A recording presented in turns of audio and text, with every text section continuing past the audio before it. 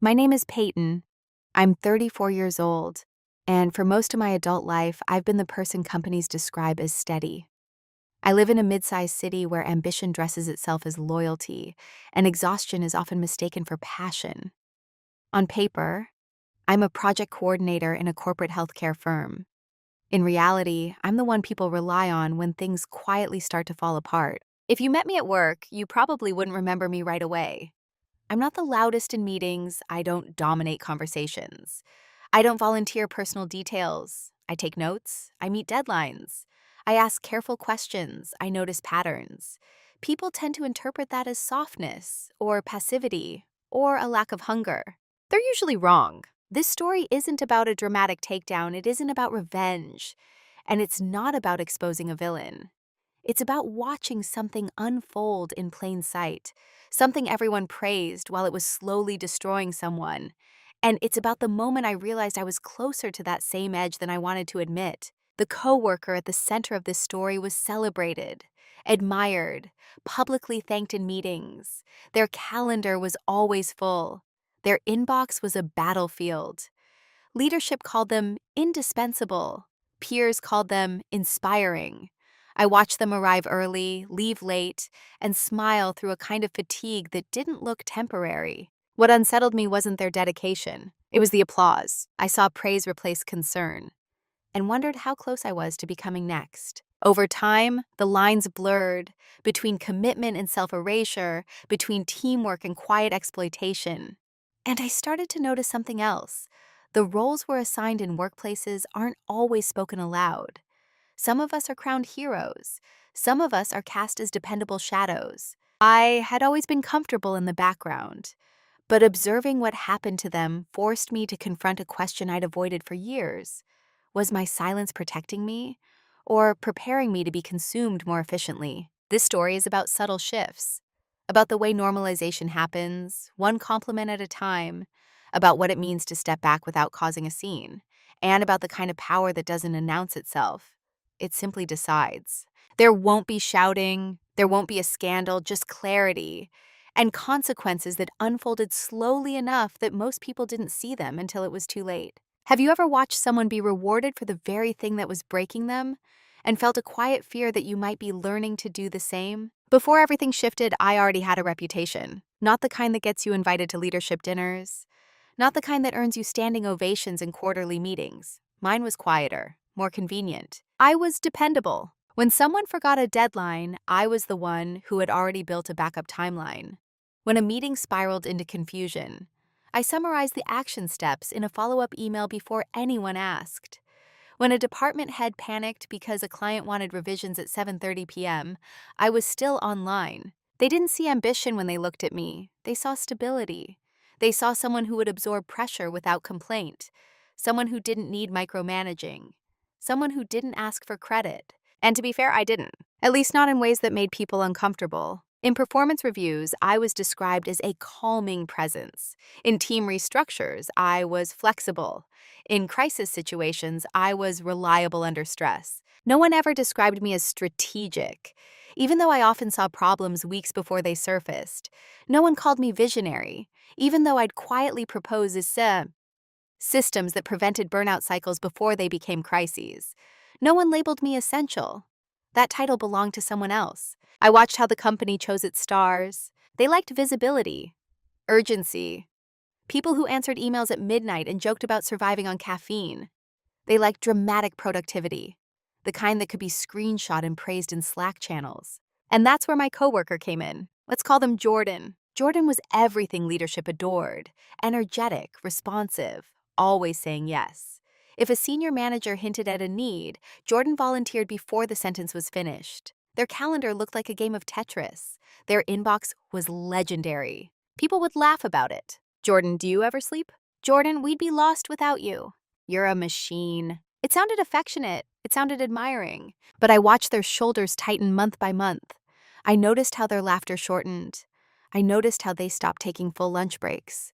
I noticed the way they rubbed their temples when they thought no one was looking. I noticed because I was rarely the center of attention.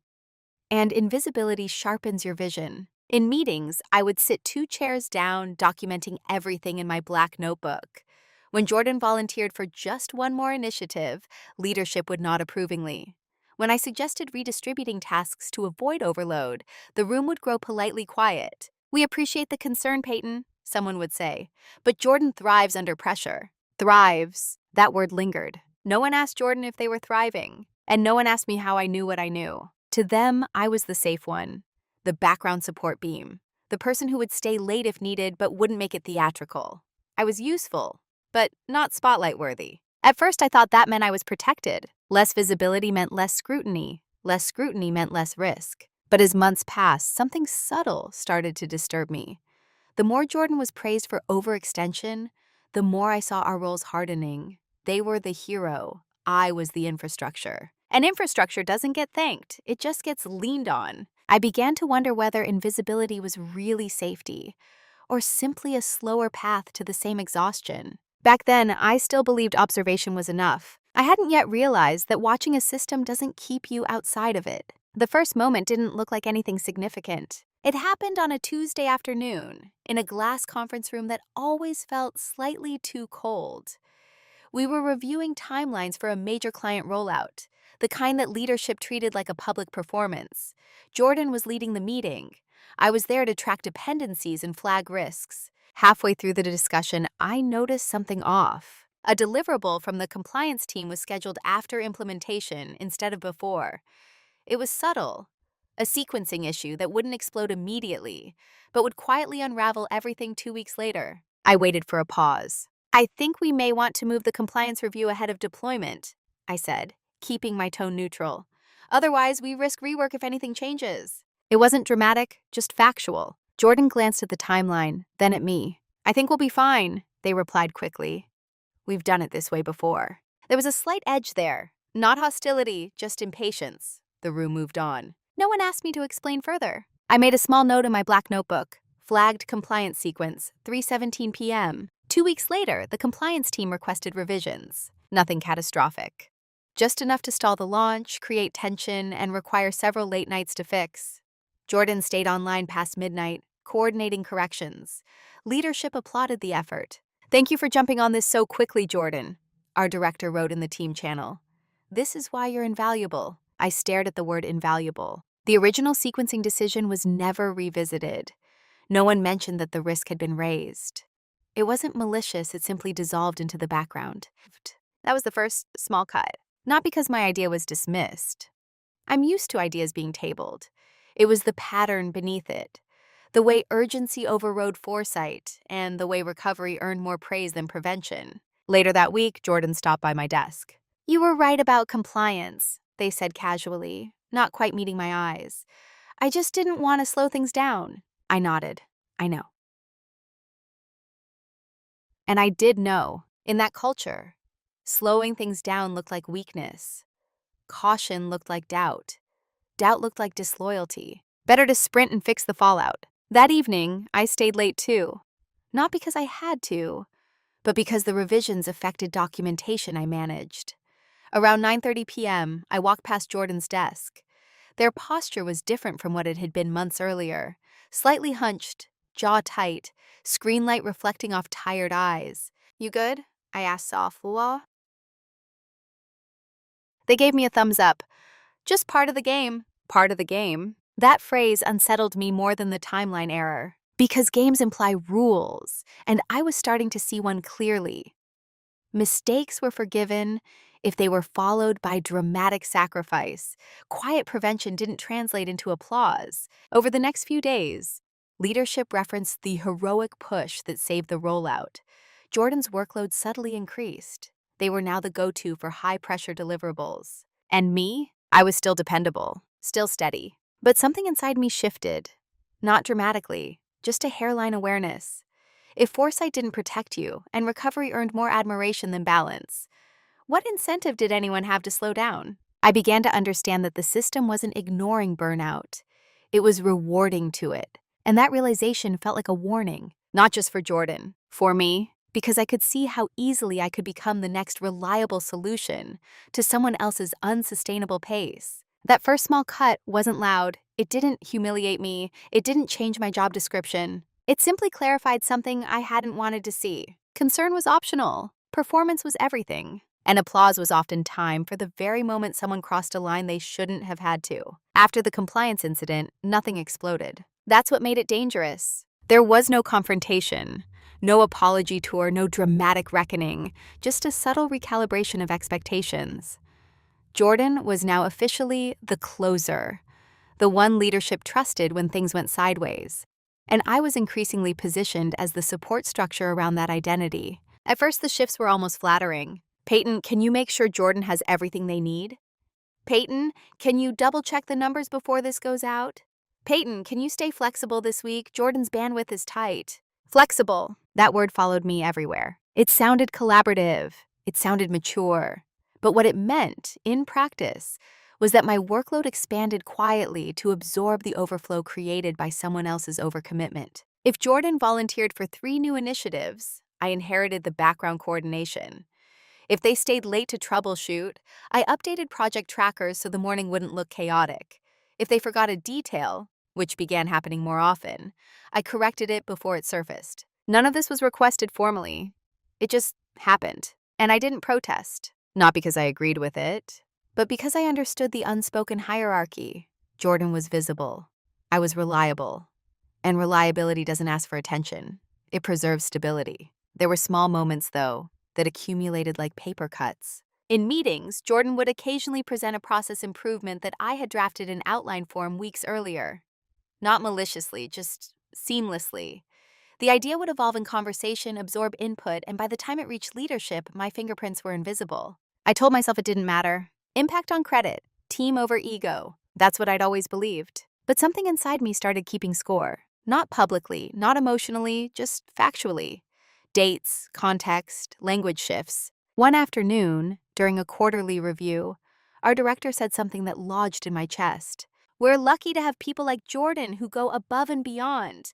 That kind of dedication sets the standard. I looked down at my notebook to avoid reacting. Sets the standard. The implication was subtle but clear. Exceeding healthy limits wasn't extraordinary anymore. It was aspirational. After the meeting, a newer colleague approached me in the hallway. I don't know how you and Jordan do it, she said. I'm trying to step up more. I don't want to look disengaged. That's when I realized the ripple effect. What was being modeled as excellence was quietly reshaping everyone's baseline. I could see the math forming in her mind. Visibility equals value. Sacrifice equals security. And I wanted to tell her what I was beginning to understand. That applause can be a trap. Once you're known for absorbing pressure, the pressure never decreases. But I didn't, because I was still rationalizing my own silence. I told myself I was being strategic, that staying calm kept me protected. Documenting patterns was smarter than confronting them. I believed that by not competing for the spotlight, I was preserving my energy. But there's a difference between choosing silence and defaulting to it. One evening, after another long week, I watched Jordan pack up at nearly 10 p.m. Their movements were slower now, less animated. They joked less in meetings. Their yes responses were automatic, almost reflexive. I asked gently, "Have you thought about pushing back on some of this?" They shrugged. "It's temporary." Temporary, that word again. I went home that night and sat at my kitchen table longer than usual. I flipped through my notebook. Months of entries, observations, patterns. Nothing dramatic, just evidence of normalization. Dismissed concerns, increased expectations, applause for endurance, silence for sustainability. The disrespect wasn't loud enough to protest. It was structural. It lived in tone, in what was celebrated, in what was ignored. And the most unsettling part? I was complicit. Every time I stayed late without comment, every time I absorbed overflow quietly, every time I let a meeting move past a risk because I didn't want to slow momentum. I was teaching them how to treat me. And I was watching Jordan teach them how much a person could carry before cracking, while everyone clapped. I began to feel something I hadn't felt before. Not anger, not jealousy, just a steady creeping awareness that if I didn't redefine my role, it would be defined for me, by default. And defaults are rarely designed for your well-being. The realization didn't arrive like a revelation. It came quietly, in the form of a calendar invite. Leadership strategy sync, core contributors only. I almost declined it, assuming it was meant for directors. But my name was there, along with Jordan's and 3 department heads. I accepted, curious. When I entered the conference room, I noticed something immediately. The seating was already subtly arranged. The directors took the seats closest to the screen. Jordan was to the right of our VP. I was placed near the end of the table, beside the operations manager. Close enough to contribute, far enough to signal hierarchy. No one did it intentionally, but rooms reveal things. The meeting was about scaling, growth targets, resource planning, expansion into 2 new markets. Ambitious, impressive, aggressive. At one point, our VP turned toward Jordan. "We're going to need your level of drive to make this happen." Then she glanced at me. "And Peyton, you're so good at keeping things organized. We'll rely on you to support that momentum." Support that momentum. There it was. Not a strategy, not vision, support. I nodded politely. "Of course." But internally, something crystallized. The role had been assigned. Jordan was the engine. I was the stabilizer. Jordan accelerated. I absorbed impact. Jordan was publicly praised for intensity. I was privately depended on for endurance. It wasn't cruel. It wasn't even inaccurate. I was good at keeping things organized. I prevented chaos. But the framing mattered, the narrative mattered. One person gets to be seen as the force. The other becomes the structure holding the force together. And structures are expected to hold, always. After the meeting, I walked back to my desk with a clarity that felt almost clinical. I opened my notebook and wrote a single line. Assigned role, infrastructure. That word changed everything. Infrastructure doesn't get celebrated unless it fails. No one thanks a bridge daily. They assume it will stand. They drive across it without thinking. And if it cracks, suddenly it's the problem. Over the next few weeks, I watched the dynamic intensify. Jordan's calendar is filled with strategic meetings and executive visibility. Mine is filled with follow-ups, cross-functional coordination, and risk mitigation. If Jordan missed a detail because they were triple booked, I caught it. If leadership changed direction midstream, I recalibrated quietly. When praise circulated, it followed energy. It followed urgency. It followed whoever appeared busiest. And I began noticing something else, something harder to admit. I was getting more work because I was efficient. My competence was being converted into capacity. Every time I delivered calmly under pressure, it reinforced the assumption that I could handle more. Not because I was ambitious, but because I was dependable. The reward for reliability wasn't relief. It was an expansion. One afternoon, a director stopped by my desk. "We're so lucky you're low maintenance," she said warmly. "You just get things done." "Low maintenance?" I smiled automatically. "Happy to help." But the phrase echoed uncomfortably. Low maintenance people are easy to overlook, easy to overextend, easy to assume they're fine. I thought about Jordan, how their visibility protected them from being forgotten, but not from being overloaded. And I thought about myself, how my invisibility protected me from scrutiny, but not from accumulation. Different roles, same trajectory. The difference was timing. Jordan was burning brightly and visibly. I was being layered quietly. That evening, as I packed up, I caught my reflection in the darkened office window. Calm expression, straight posture, controlled breathing. No one looking at me would guess the recalculation happening beneath the surface. I wasn't angry. I wasn't resentful. I was assessing, because once you understand the role you've been assigned, you have 2 options. Perform it perfectly, or redefine it before it defines you permanently. And for the first time, I wasn't sure silence was still the safest strategy. The shift didn't happen during a meeting. It didn't happen after a harsh comment or a public slight. It happened on a Wednesday evening at 8:42 p.m., under fluorescent lighting that made everything look slightly unreal. I was still at my desk, not because I had been asked to stay, but because there were loose ends I didn't like carrying into the next morning.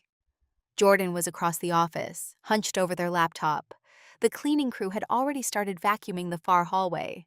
That's when I heard it. Not a sob, not a breakdown, just a sharp inhale, the kind someone takes when they're trying to hold something in. I didn't turn immediately.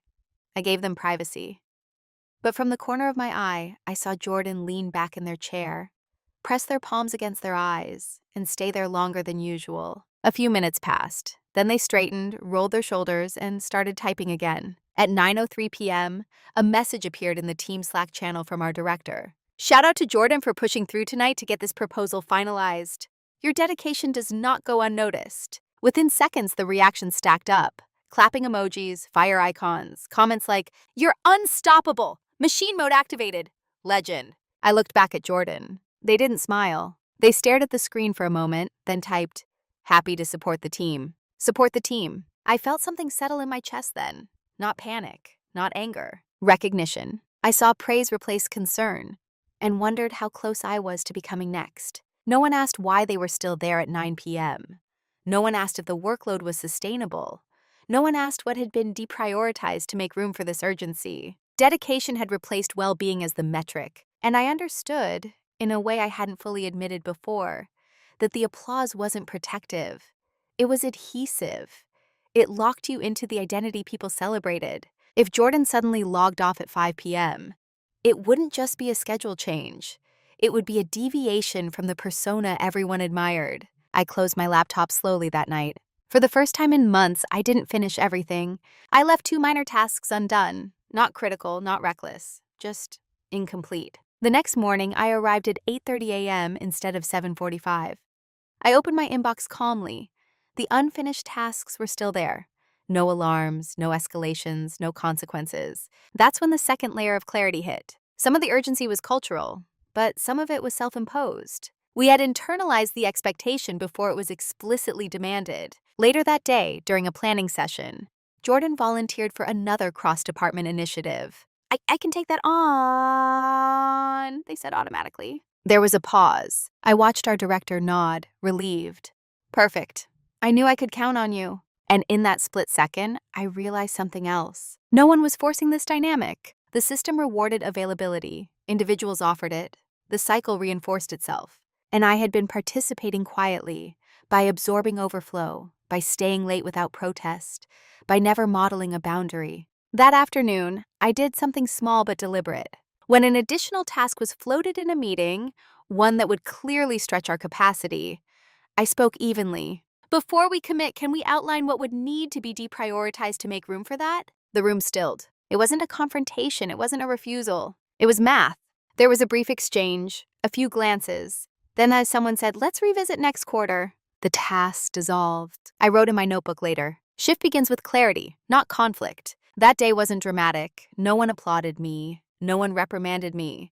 Jordan continued their pace. Leadership continued their praise. But internally, the axis had tilted. I stopped seeing myself as a passive observer of someone else's burnout. I started recognizing that I was standing on the same conveyor belt, just a few steps behind, and I had no intention of reaching the same edge. Not loudly, not rebelliously, but deliberately. Silence was no longer the default. It was about to become a decision. After that Wednesday night, I didn't transform overnight. There was no dramatic announcement, no visible boundary-setting speech, no sudden refusal of responsibility. The change was quieter than that. I stopped reacting automatically. When an urgent email came in at 8:17 p.m., I didn't reach for my laptop reflexively. I read it, assessed it, asked myself one question. Is this truly urgent, or is it simply uncomfortable to delay? Most of the time, it was the second. I began responding in the morning, not defensively, not apologetically, just during working hours. No one exploded, no one reprimanded me, the world didn't collapse. But something subtle happened. The expectation recalibrated. At first, Jordan noticed before anyone else did. "You didn't see the thread last night?" they asked one morning, scanning their screen. "I saw it," I replied calmly. "Handled it first thing." They looked at me for a second, not judging, just confused. "I figured it was easier to just clear it," they said. "I'm trying something different," I answered. That was all. Trying something different. I didn't explain the philosophy. I didn't frame it as a stand. I didn't imply they should do the same. I just adjusted my own pace. In meetings, I continued taking notes, continued tracking dependencies, continued preventing issues. But I stopped filling the silence automatically. If a risky idea was proposed, I still flagged it, but I no longer layered on solutions immediately. I allowed the weight of the question to sit in the room. What would we deprioritize? Became my consistent refrain. At first, it made people slightly uncomfortable.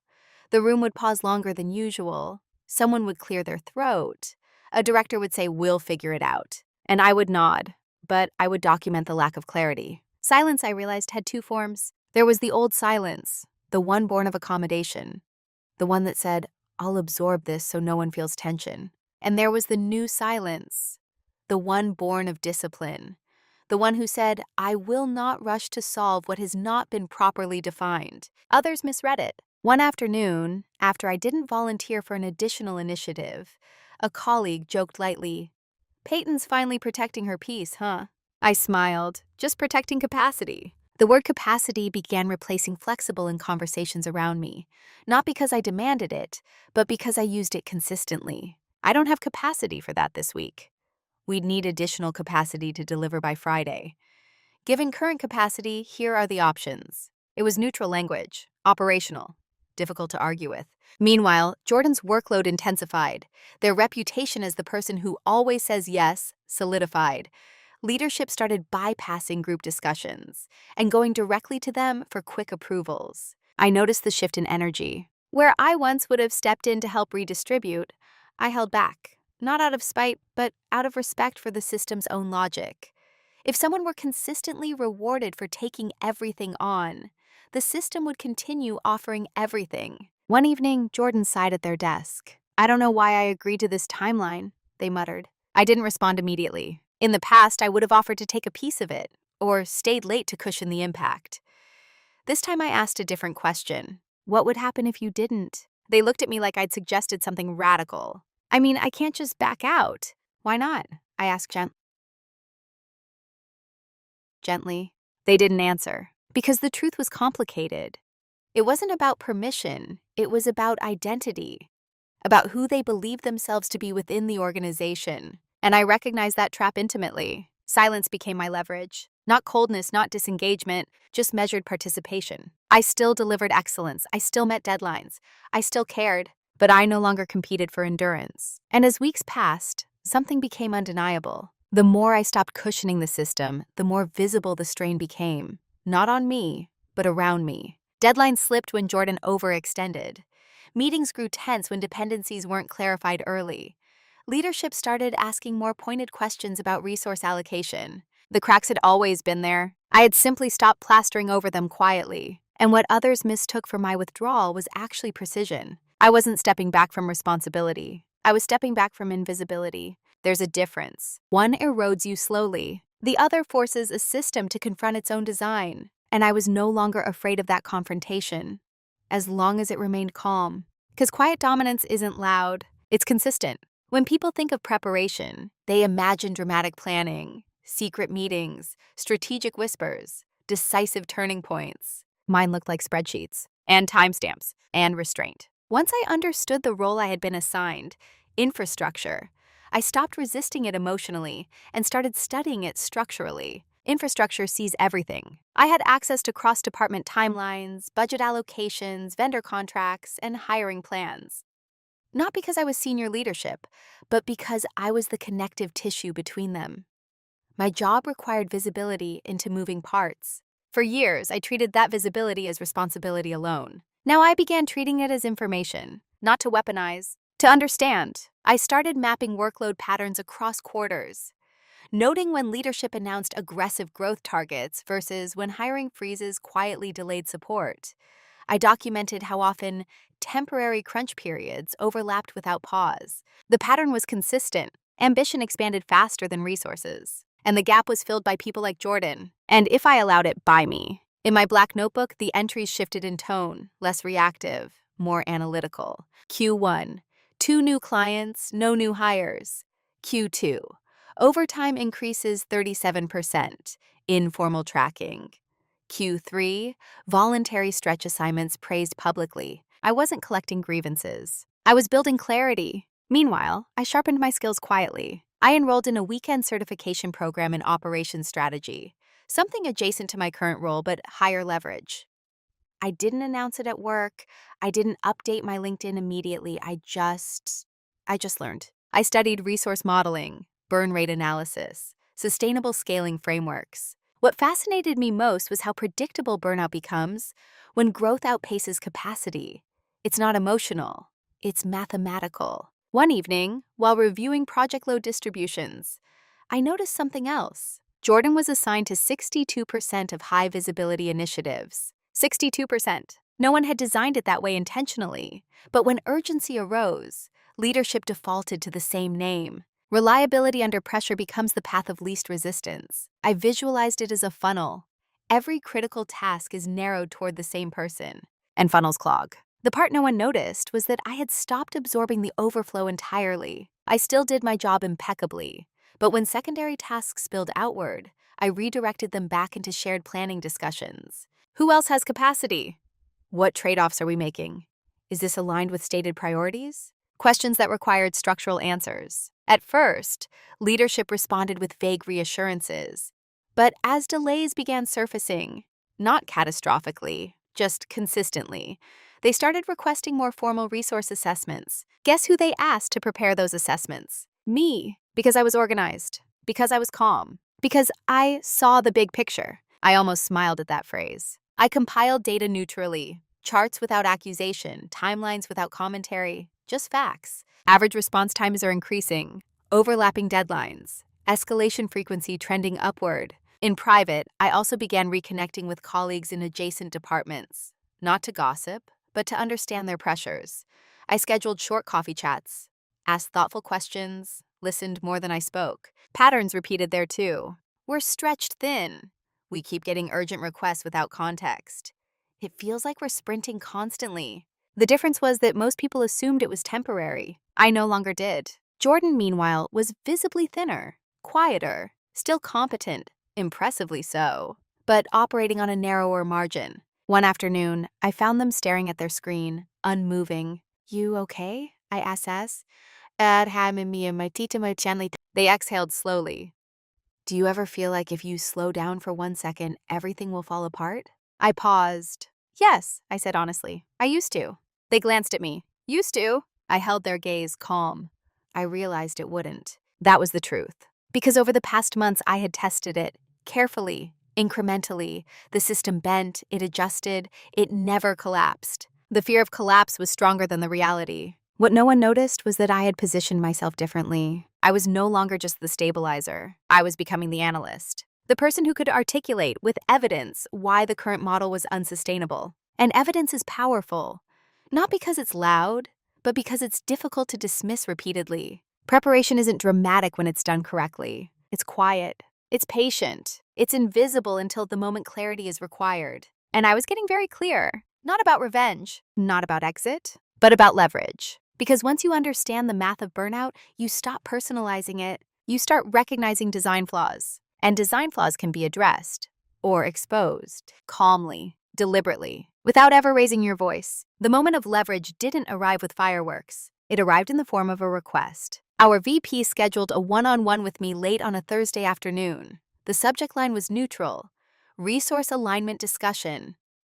I suspected it was about the assessment report I had submitted earlier that week, the one outlining workload distribution and capacity strain across teams. I walked into her office with my notebook in hand, posture steady. She didn't waste time. Peyton, she began, folding her hands on the desk. Your analysis was thorough. There was a pause there, not critical, just measured. I need to understand something, she continued. Are we actually at risk? Or is this just growing pains? I didn't answer immediately. This was the moment. For months, I had observed, documented, calibrated, tested boundaries quietly. Now I was being asked, not in a meeting, not in front of Jordan, but privately. I opened my notebook to a marked page. It depends on what we define as risk, I said calmly. If the goal is short-term delivery at any cost, we can continue this way for another quarter, maybe 2. She leaned back slightly. And long-term? Attrition, I replied evenly. Quality degradation. Delayed client renewals due to reactive execution. We're compensating for structural under-resourcing with individual overextension. I didn't say Jordan's name. I didn't need to. She was quiet for a few seconds. You're not wrong, she admitted softly. That was the reveal. Not explosive, just confirmation. Leadership knew. Maybe not in spreadsheets and percentages, but intuitively, they knew the pace wasn't sustainable. The difference was this. Until now, the strain had been absorbed by individuals who never formalized the cost. Applause had blurred the expense line. I continued carefully. We've built a culture that rewards responsiveness more than foresight. It's efficient in the short term, but it narrows decision-making around whoever consistently says yes. Her eyes sharpened slightly at that. And you don't say yes as often anymore, she observed. No, I agreed. I say yes when the math works. It wasn't defiant, it was factual. She studied me differently then. Not as the low-maintenance coordinator, not as the quiet support beam. As someone who understood the architecture, what would you recommend? She asked. That question shifted the dynamic permanently. For the first time, I wasn't being asked to stabilize momentum. I was being asked to shape it. I outlined 3 options. Redistribute high-visibility initiatives more evenly across mid-level managers, even if it means initial inefficiency. Delay market expansion by 1 quarter and allocate budget toward 2 strategic hires. Implement a formal capacity planning framework before approving additional projects. No drama, no emotional appeal, just structure. She took notes. I'll need to discuss this with the board, she said finally. Of course. I replied. As I stood to leave, she added something that lingered. You've been very quiet about all of this until recently. I met her gaze. I was observing, I said. That evening, I didn't feel triumphant. I felt clear. Leverage isn't about secrets. It's about timing and credibility. If I had raised alarms months earlier, I would have been dismissed as cautious. If I had confronted publicly, it would have triggered defensiveness. Instead, I waited until the data was undeniable and the question came to me. And it did.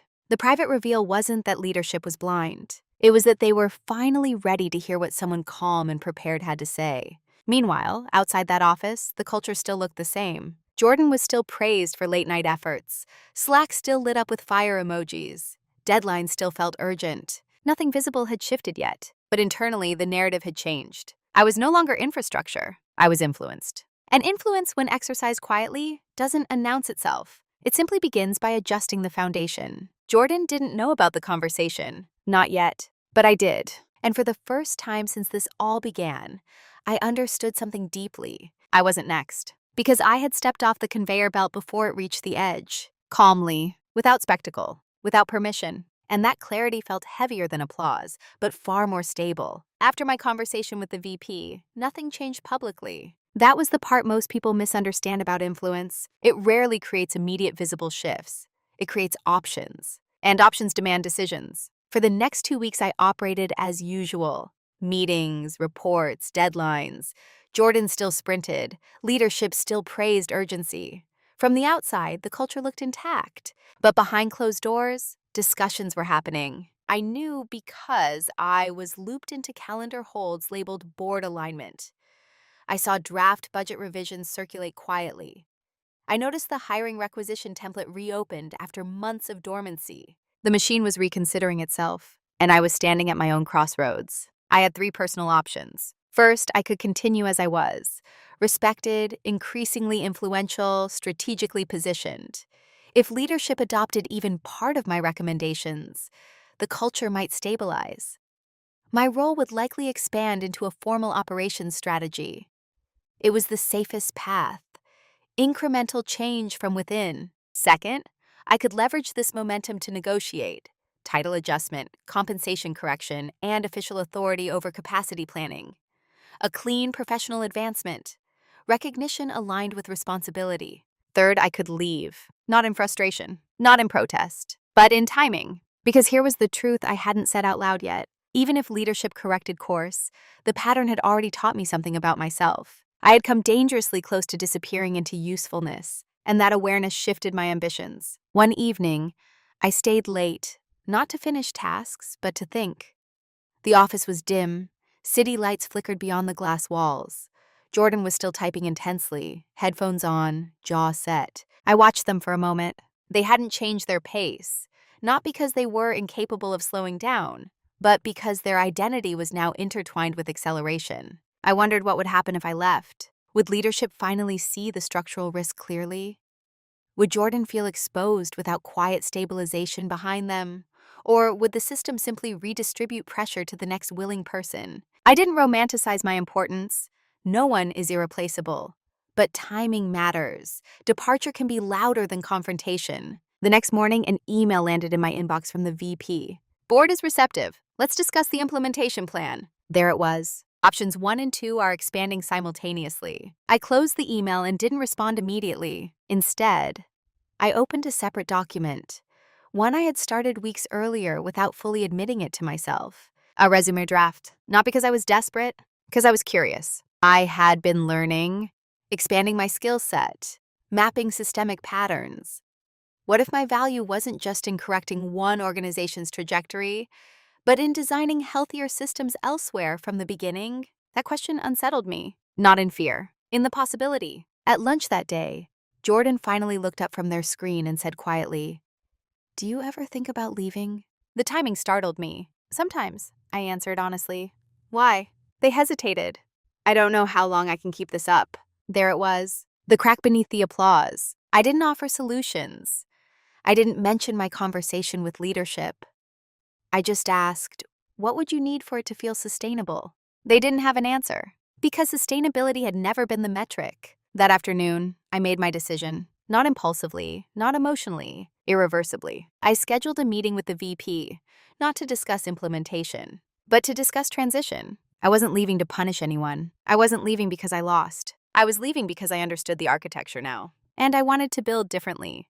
Somewhere my clarity wasn't reactive, but foundational. Influence had given me options. Identity demanded alignment. The irreversible choice wasn't about escape. It was about integrity. When you see how a system consumes dedication and rewards proximity to burnout, you can either spend years reforming it or choose to apply your awareness where it's welcomed from the start. I chose the latter, calmly, deliberately, without announcement. And once the meeting invite was sent, I felt something unexpected, relief. Not because I was running away, but because for the first time my next step wasn't shaped by reaction. It was shaped by design. Once the decision was made, everything became very quiet inside me. There was no dramatic shift in my behavior. I didn't disengage. I didn't mentally check out. If anything, I became sharper, more precise. I wanted my final stretch to reflect clarity, not resentment. The meeting with the VP was scheduled for Tuesday at 2 p.m. I walked in with the same black notebook I'd carried for years. Same posture, same tone. "I won't be leading the implementation," I said gently after the initial pleasantries. "I've decided to transition out of the organization." She didn't react immediately. She studied my face, likely looking for frustration or negotiation leverage. "Is this about compensation?" she asked. He asked. "No." "Title?" "No." I paused, choosing accuracy over politeness. "It's about alignment. I've learned a lot here, but I want to build systems that don't require correction after strain becomes visible." Silence settled between us. "You're one of our most stable people," she said finally. I almost smiled at the word. Stable? I know. No, would apply. That was the problem. We discussed timelines. I offered 6 weeks, long enough to transfer knowledge cleanly, short enough to prevent drift. I outlined the transition documentation I would prepare, workflow maps, capacity models, and risk logs. Everything I had built in fragments would now be organized into a structure. She didn't try to stop me aggressively. Not because I was disposable, but because calm decisions are difficult to argue with. When I walked out of her office, nothing had changed publicly. Jordan was still leading a client call. Slack was still active. The office hum remained steady. But the countdown had started. I didn't announce my resignation immediately. Leadership needed time to plan messaging. In the meantime, I moved with intention. I updated process documents that no one had ever formally requested. I clarified ownership in shared drives. I closed loops that had lingered ambiguously for months. The most important thing I did? I stopped being the invisible safety net. When Jordan forwarded last-minute adjustments without context, I responded in group threads instead of privately fixing inconsistencies. Looping in stakeholders to confirm scope alignment, neutral, transparent. When a director attempted to add a deliverable without adjusting deadlines, I replied, "Given current resource allocation, what would you like deprioritized?" Consistent, calm. I wasn't sabotaging anything. I was revealing the math in real time. Slowly, people began noticing friction where there hadn't been visible friction before. Tasks that used to just get handled now require explicit decision-making. Jordan seemed more strained. One evening, they leaned back in their chair and said, half laughing, "It feels like everything's harder lately." I met their eyes, or clearer. They didn't respond, because clarity can feel like resistance when you're used to absorption. Meanwhile, I began interviewing externally, selectively, strategically, not out of urgency, but alignment. Conversations with firms focused on sustainable scaling, with leaders who asked about preventative systems instead of crisis management. For the first time, I wasn't describing myself as reliable under pressure. I was describing myself as an architect of operational resilience. Language shapes identity, and identity shapes trajectory. 2 weeks before my final day, leadership announced my departure. The Slack channel filled with polite surprise. "So sad to see you go." You've been such a rock for this team. Don't be a stranger. Rock. Another infrastructure metaphor. I thanked them sincerely. There was no bitterness in me, just confirmation. In the days that followed, the consequences began surfacing subtly. Without my quiet recalibration, timelines required more negotiation. Meetings ran longer. Risks surfaced earlier instead of being corrected behind the scenes. Nothing catastrophic, just exposure. And exposure isn't failure, it's feedback. Jordan started asking more questions in meetings. Tentative at first. Do we have capacity for that? They asked one afternoon. The room paused. I didn't speak. I didn't need to. Silence once again was a choice. My final week arrived without drama. I cleaned out my desk methodically. The black notebook went into my bag last. On my final afternoon, Jordan stopped by. You always seemed unshakable, they said quietly. I held their gaze. I just learned where not to shake. They nodded slowly, absorbing that. I didn't give them a lecture. I didn't frame myself as enlightened.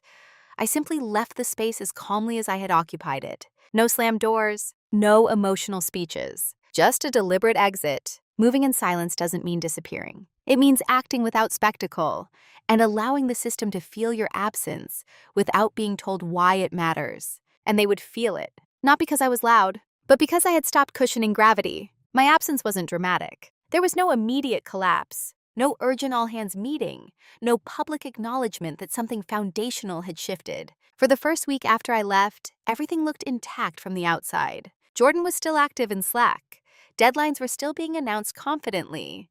Leadership posted a polished farewell message about my steady contributions in next chapter. But systems don't reveal strain instantly. They reveal it in delays, in hesitation, in questions that used to have automatic answers. By week 2, I heard from an old colleague in operations, someone I had coffee with regularly, but who wasn't directly tied to my team. Random question, she texted. Did you have a tracker for cross-department dependencies?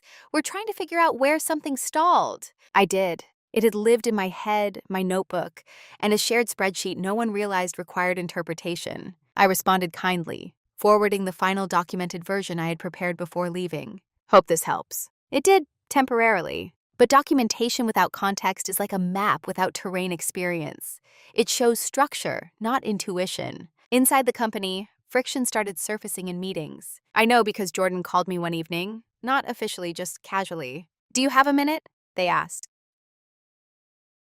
Their voice sounded thinner. We spoke about neutral things at first, my new role, the onboarding process, the commute. Then they exhaled. It's different without you. I didn't rush to fill the silence. In what way? I asked gently. They keep adding things, Jordan said. But now, when I say yes, there's pushback about timelines. Like, people are suddenly concerned about capacity. I almost smiled at the symmetry. That's not a bad thing, I replied carefully. No, they admitted. It just feels exposed. Exposed, that was the word. Without someone quietly absorbing overflow, the cost of every decision became visible. When leadership proposed aggressive expansion timelines, managers asked clarifying questions instead of defaulting to optimism. Who's owning this? What shifts to make room? Is this sustainable? Questions I had normalized. Now they echoed from other mouths. The first missed client deliverable happened in week 3. Not catastrophic, but enough to require explanation. The difference this time was that no one stayed up until midnight, heroically patching it without comment. Instead, it was addressed in the following week's executive review. We may need to revisit resource planning assumptions, one director said cautiously. I wasn't in the room, but I could picture it. The discomfort, the recalibration. Systems often attribute stability to momentum. They forget about the invisible stabilizers until they're gone. Jordan's energy shifted too. Without me quietly correcting inconsistencies before meetings, they had to slow down and double-check details themselves. It forced reflection. One afternoon, they texted, I think I've been sprinting so long I forgot what pace feels like. That sentence stayed with me, because that was the heart of it. It wasn't about heroism or exploitation. It was about normalization. Once sprinting becomes standard, walking feels like failure. Meanwhile, in my new role, I experienced something different. In a planning session, when a senior leader proposed an ambitious timeline, someone immediately asked, what capacity model supports that? No one laughed. No one framed caution as weakness. It was simply part of the design. The contrast wasn't dramatic. It was structural. Back at my old company, leadership began implementing some of the recommendations I had outlined before leaving. A formal capacity review was added to quarterly planning. 2 new roles were approved. High visibility initiatives were distributed more evenly, not because I demanded it, but because absence clarified necessity. Jordan told me later that our VP referenced my final assessment in a board meeting. She said we should have listened sooner, Jordan shared quietly. I didn't feel vindicated. I felt validated. There's a difference. Vindication requires someone to lose. Validation simply confirms that clarity was real. The consequences unfolding weren't punitive. They were instructive.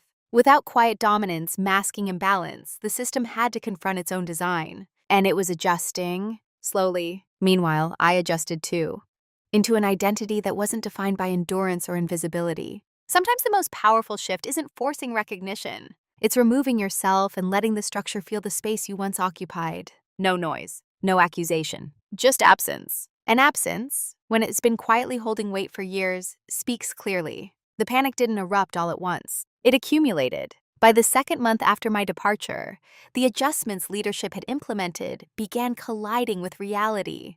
Hiring takes time. Redistributing high-visibility initiatives requires training. And cultural recalibration doesn't happen because it's announced. It happens because it's modeled. Jordan was still modeling endurance. That was the problem. One evening, I received another call. This time there was no small talk. "I'm exhausted," Jordan said plainly. Not dramatic, not emotional, just honest. They described the past few weeks. Increased scrutiny in meetings, more direct questioning about timelines, and subtle shifts in tone from leadership.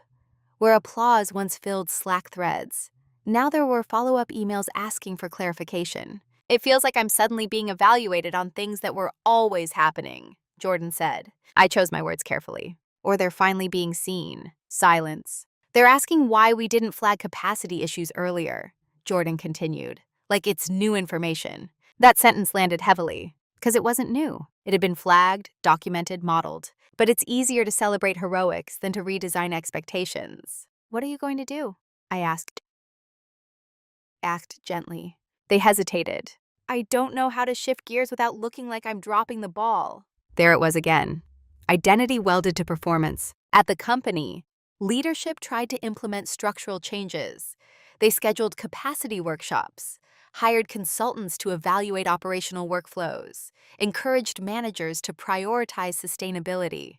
But there's a fragile window for change. If culture shifts only after strain becomes visible, trust erodes. Employees start asking themselves quiet questions. Why now? Why only after someone left? Why did it take missed deadlines for this to matter? Jordan wasn't the only one feeling it. A mid-level manager resigned unexpectedly. Another requested an internal transfer. The system wasn't collapsing. It was recalibrating under pressure. One afternoon, the VP emailed me, professionally, not urgently. "I'd value your perspective on something," she wrote, "if you're open to a brief conversation." We spoke the following week. Her tone was different now, less confident, more reflective. "We're implementing many of the recommendations you outlined," she said. "But morale is fragile." I listened. "Change introduced during strain feels corrective," I replied calmly. "Change introduced during stability feels intentional." She sighed softly. "We should have acted sooner." There it was again. Too late to prevent friction, not too late to improve, but too late to preserve innocence. I didn't lecture. I didn't frame it as an avoidable failure. I simply offered perspective. "Systems teach people what's rewarded," I said. "If endurance were the visible path to value, it would take time to redefine value." After we ended the call, I sat quietly for a long moment. This wasn't revenge. No one was ruined, no scandal unfolded, no public reckoning occurred. But the cost of delayed clarity had surfaced. Jordan called me one last time before making their own decision. "I'm updating my resume," they said quietly. I felt something like relief for them. "Good," I answered. "I wish I'd seen it earlier," they admitted. "The pattern." "You see it now," I replied. "That's enough." The truth is, by the time leadership tried to correct course, something irreversible had already happened. Not operationally, but psychologically. The trust that sustainability was valued had cracked. And once people internalized that they were praised while quietly eroding, it's difficult to fully believe in late-stage concern. Too late doesn't mean hopeless. It means the lesson arrived through consequence instead of foresight. And the consequences are heavier for teachers. I didn't feel superior. I felt certain that leaving when I did preserved my clarity. Certain that staying to repair what had been normalized for years would have required energy I no longer wanted to spend there. The system would recover, But I didn't need to be the one rebuilding it, because I had already rebuilt myself quietly before the panic began. The confrontation, if you can call it that, happened 3 months after I left. It wasn't scheduled as one. I had agreed to stop by the office for a brief consulting handoff session. A courtesy, not an obligation. The new operations hire wanted context around some of the capacity frameworks I had introduced. I agreed because clarity should outlive ego. Walking back into the building felt different. Not emotional, just observational. The energy was more measured. Conversations in conference rooms were less animated, more deliberate.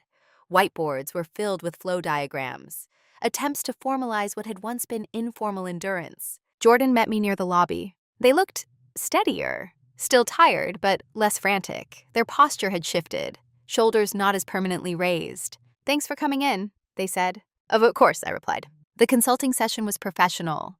We walked through the documentation. I explained the assumptions behind workload models. I answered questions without embellishment. No grand reveal, no "I told you so."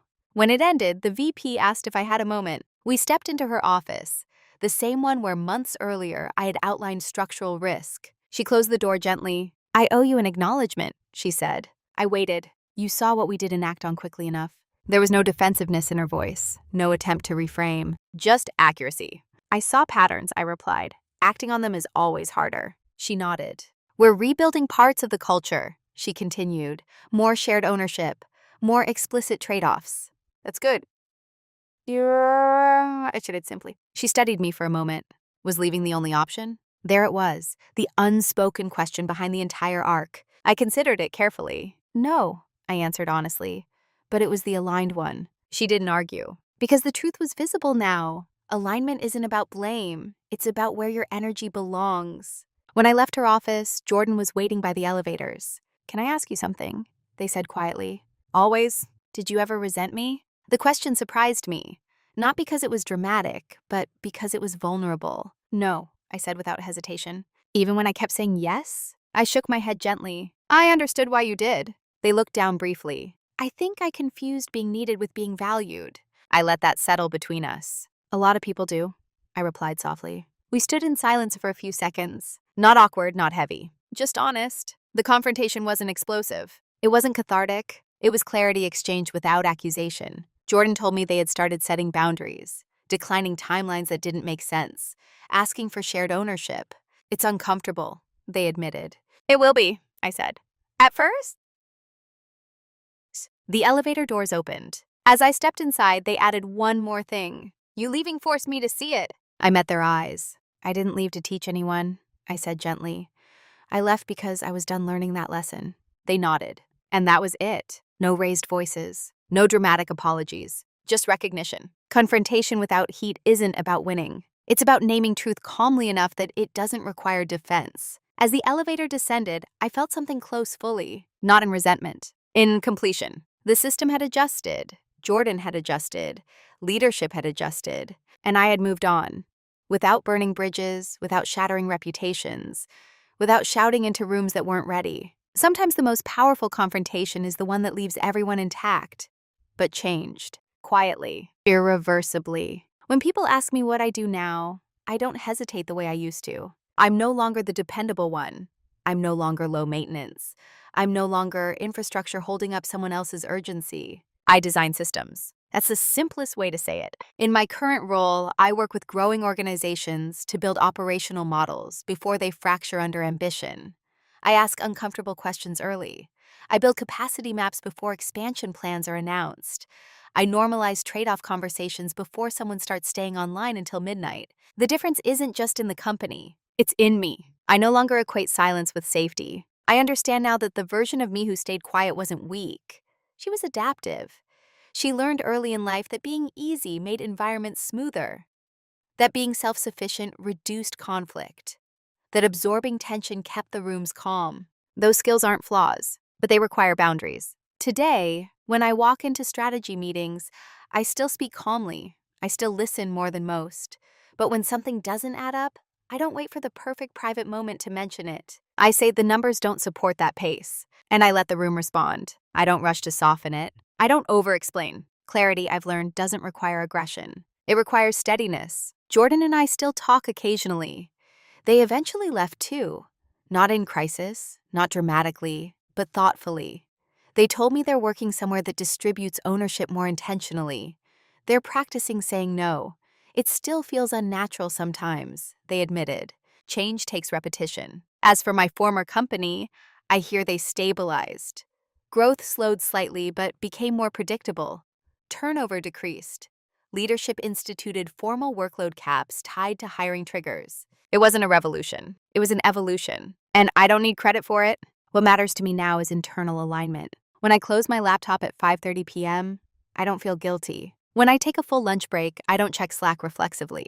When I decline an unrealistic timeline, I don't brace for punishment, because I'm no longer building my identity around being indispensable. I'm building it around being intentional. There's a subtle power in that shift. Not the power of dominance over people, the power of discipline over self. I've also changed how I mentor younger colleagues. When they tell me they want to prove themselves by taking on everything, I don't discourage ambition. I just ask them one question. What are you teaching people to expect from you? It's not accusatory. It's clarifying. Because expectations once established harden quickly. The woman I am now still carries the black notebook. It's fuller, more structured, less reactive. I document insights about design, leadership patterns, and human behavior under pressure. But the tone has changed. There's less survival in my notes, more intention. I no longer watch coworkers burn out while applause drowns out concern. If I see that pattern emerging, I address it early. Or I choose environments where it's not normalized. That's the real quiet dominance. Not enduring more than everyone else, not exposing flaws publicly, not walking away in flames. It's recognizing the conveyor belt before it reaches the edge and stepping off without drama. It's understanding that usefulness without boundaries becomes consumption. And it's deciding that your steadiness deserves structure, not extraction. I'm not bitter about what happened. I'm grateful for the clarity it forced. Because sometimes watching someone else burn out isn't a warning about them. It's a mirror. And what you do after you see yourself in it, that's who you become. If there's one thing I hope this story leaves with you, it's this. Burnout rarely begins with cruelty. It begins with praise. It begins with being called dependable, essential, a rock, a machine. It begins with applause that feels validating, until you realize the applause is tied to how much of yourself you're willing to sacrifice without complaint. I watched a coworker burn out while everyone applauded their dedication. I watched concern slowly get replaced with celebration, and I saw how easily I could have stepped into that same spotlight. Just a few months later, just a few yeses away. The lesson wasn't that ambition is dangerous. It's that unexamined expectations are. Every workplace teaches you what it values. Some value endurance over sustainability. Some reward urgency over foresight. Some celebrate the person who fixes the crisis more than the one who prevents it. The question is not whether you can handle it. The question is whether you want your identity shaped by it. Quiet dominance isn't about proving you can carry more. It's about deciding what you will no longer carry silently. It's about asking, calmly and consistently, what are we trading for this pace? And it's about recognizing that stepping away from a role, from a pattern, from an identity, can be the most strategic move you make. I didn't leave in anger. I didn't stay to fight. I chose alignment over applause. And that choice changed everything. If you've ever been praised for being the one who always handles it, if you've ever felt pride and exhaustion in the same breath, if you've ever wondered whether slowing down would make you invisible, I'm curious. Have you ever mistaken being needed for being valued? Tell me in the comments.